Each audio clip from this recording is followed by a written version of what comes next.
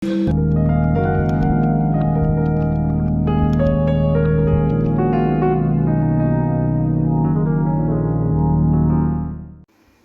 Welcome to my channel. இன்றைக்கி வந்து நம்ம சாஃப்டாக சப்பாத்தி எப்படி செய்யலாம் பார்க்கலாம். சப்பாத்தி பார்த்திங்கன்னா எல்லாருக்குமே வந்து சாஃப்டாகவே வராது. நம்ம உருட்டுறதுல பிரச்சனையா, இல்லை மாவில் பிரச்சனையா, இந்த மாதிரி நிறைய டவுட் இருக்கும். இல்லை மாவு பேக்கெட்டில் தான் பிரச்சனையாக இருக்கா, நம்ம யூஸ் பண்ணலையா சரியா, இல்லை நம்ம தான் சரியாக செய்யலையான்னு இந்த டவுட் எல்லாம் இருக்கும். பட் நம்ம வந்து சப்பாத்தி ப்ரிப்ரேஷனில் நம்ம அதை திரட்டி எடுக்கிறதுல இருக்குது நம்மளோட சப்பாத்தி மேக்கிங் வந்து சாஃப்டாக கிடைக்கிறது. ஸோ இந்த மாதிரி சாஃப்ட் சப்பாத்தி நம்ம 2 விரல் வச்சு நம்ம பிச்சு எடுக்கிற மாதிரி நல்லா சாஃப்டாக இருக்கணும் சப்பாத்தி. ஈஸியாக நம்ம வந்து அப்படியே பூ மாதிரி வரணும் பிச்சு எடுக்கும்போது சப்பாத்தி.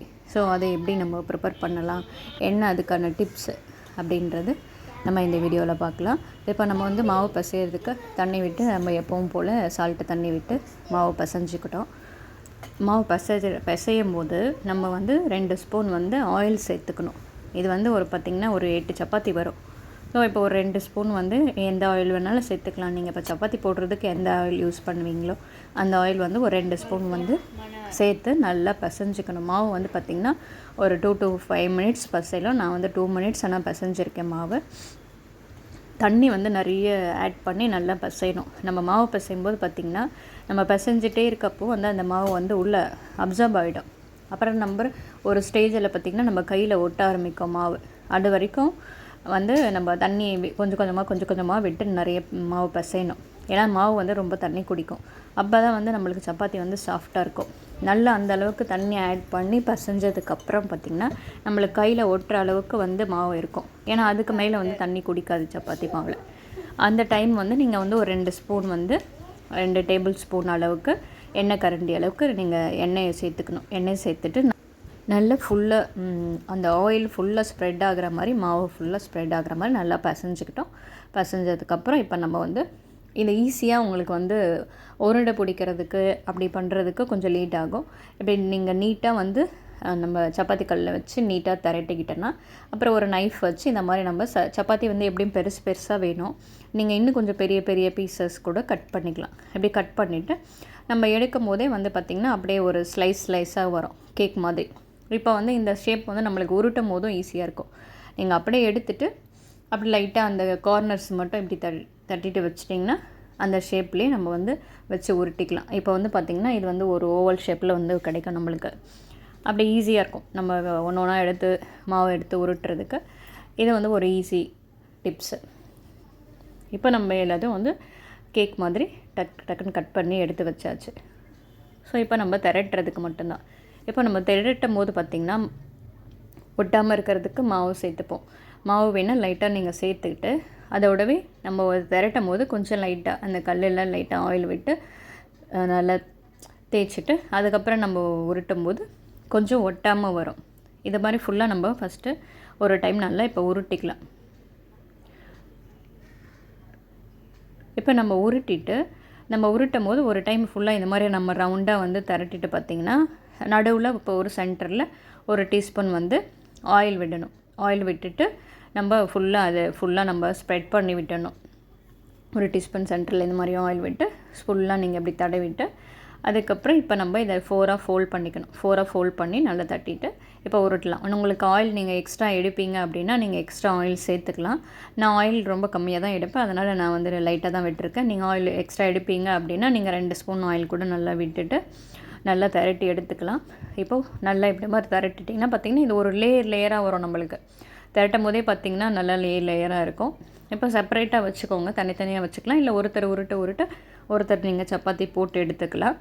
ஏன்னா நீங்கள் மேலே வச்சு அப்புறம் ஒட்டிட்டு உங்களுக்கு எடுக்கிறது கஷ்டமாக இருக்க வேண்டாம்னு பிளேட்டில் வந்து நீங்கள் தனித்தனியாக வச்சுக்கலாம். இதே மாதிரி நம்ம எல்லா சப்பாத்தியும் வந்து உருட்டி எடுத்துக்கணும். நல்ல ஒரு தின்னாக உருட்டினா தான் நம்மளுக்கு சாஃப்டாக வந்து சப்பாத்தி இருக்கும். எப்போவும் பார்த்திங்கன்னா சப்பாத்திக்கு வந்து ரொம்ப தின்னாக உருட்டணும், பூரிக்கு கொஞ்சம் திக்காக உருட்டணும். அப்போ தான் வந்து பூரி நல்லா உப்பி வரும்.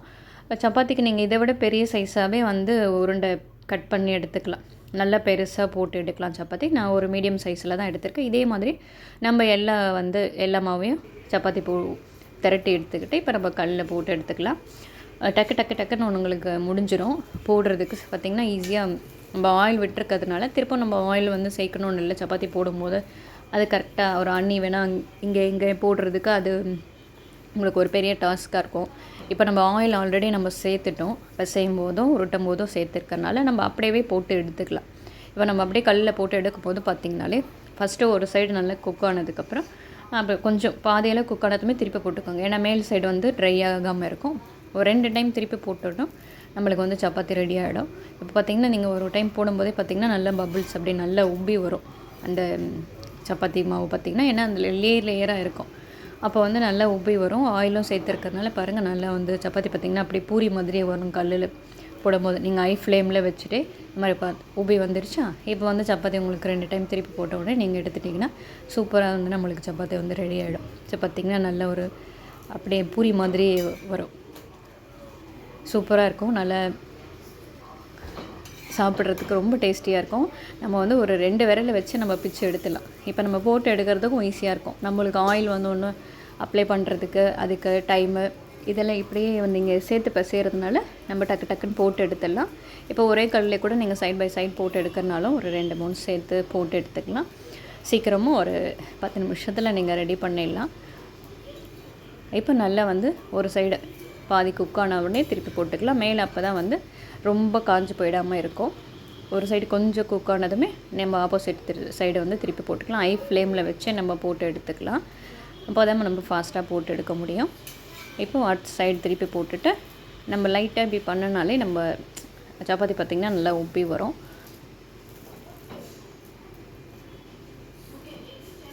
இது பார்த்திங்கன்னா நம்ம ஹோட்டல்லலாம் சாப்பிடும்போது நம்மளுக்கு இப்படி தான் இருக்கும் சப்பாத்தி.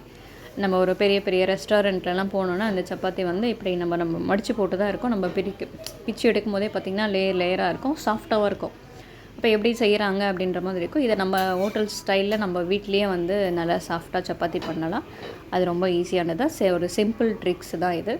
இதை யூஸ் பண்ணி நம்ம இதுக்கப்புறம் சப்பாத்தி செய்கிறதுக்கு நீங்கள் ட்ரை பண்ணுங்கள். ரொம்ப நல்லாயிருக்கும். வந்து குட்டீஸுமே ரொம்ப நம்ம பிச்சு சாப்பிட்றதுக்கு அவங்களுக்கு ஈஸியாக இருக்கும். ஸோ லைக் பண்ணுவாங்க சாப்பிட்றதுக்கு, நல்லாயிருக்கும். இப்போ நம்ம 2 சைடும் குக் பண்ணி எடுத்தாச்சு. இதே மாதிரி எல்லா சப்பாத்தியுமே பார்த்திங்கன்னா எல்லாம் அப்படியே பூரி மாதிரி நல்லா உப்பி வரும். இப்போ பாருங்கள் சூப்பராக வந்து சப்பாத்தி ரெடி ஆகிடுச்சு. நம்ம 2 டைம் திருப்பி போட்டாலே போதும் கல்லில். அதுக்கு மேலே போடணும்னு இருக்காது. ஏன்னா ஆயிலும் இருக்குது. நம்ம தனியாக நம்ம உருட்டிட்டு அப்படியே போட்டு எடுக்கும்போது ஆயில் போட்டு எடுக்கும்போது அது குக் ஆகிறதுக்கே லேட் ஆகும். திருப்பி போடும்போது அதுவே நம்மளுக்கு ரொம்ப ஒரு மாதிரி தீஞ்ச மாதிரி வந்துடும், ரஃப் ஆகிடும். ஸோ இப்படி நம்ம மாவு பசைஞ்சிட்டு சப்பாத்தி போட்டு எடுத்துனால 2 டைம் போட்டு திருப்பினாலும் இப்படி நம்மளுக்கு சாஃப்டாக ரொம்ப அப்படியே பூ மாதிரி இருக்கும் சாஃப்டாக. நீங்கள் 2 விரல் வச்சு இப்படி பிச்சு எடுக்கலாம். அப்படி பார்த்திங்கன்னா அப்படியே லேயராக இருக்கும் அந்த சப்பாத்திக்கு சைட் டிஷ் பார்த்திங்கன்னா வெங்காயம், தக்காளி, பச்சை பட்டாணி கிரேவி. ஸோ ரொம்ப டேஸ்ட்டாக இருக்கும். ட்ரை பண்ணி பாருங்கள். தேங்க்ஸ் ஃபார் வாட்சிங்.